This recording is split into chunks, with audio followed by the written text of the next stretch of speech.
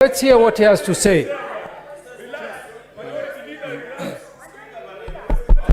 You know, Mr. Speaker,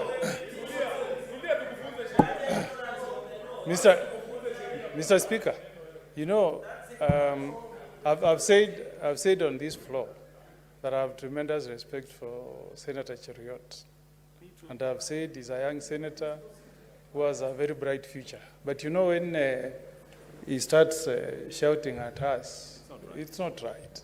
Because you need to allow us to hear what your point of order, and you also give us a chance. The Speaker, you know, we are in this House because we drive our powers from the Constitution. And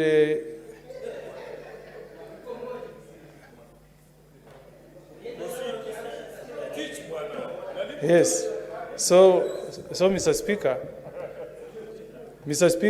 Senator Sifuna has made reference to Standing Order 185.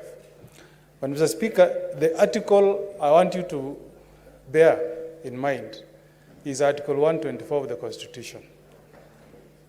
Article 124, Mr. Speaker, states that each House of Parliament may establish committees and shall make standing orders for the orderly conduct of its proceedings, including the proceedings of committees. So the standing order that Senator Sifuna has read has a bearing on what is happening, Mr. Speaker. The same standing orders that allow us to raise issues when we are legislating, it flows from a power that is donated to you by Article 124 of the Constitution. And you know, Mr. Speaker, it's high time some of us moved to court to challenge some of these standing orders that limit our right to make contributions on behalf of the people of Nyamira, of Homa Bay, of Nairobi, who have elected us. Thank you, Senator. Is your point made? Can you protect me from Senator Cheruiyot? So, Mr. Speaker, let's hear him in silence. When you read Article 124, and don't make in Section 2A, don't make us go back there.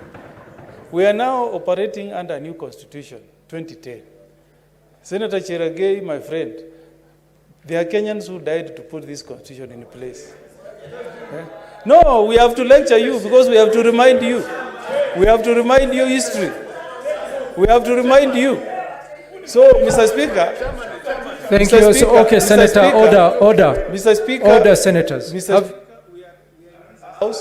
We are in this House by virtue of powers that is bestowed on us by the Constitution that the people of Kenya passed, the Kenya Constitution of 2010. Thank you, Senator. Under this article, Mr. Speaker, under the article I've read it to you, you have no right to limit us.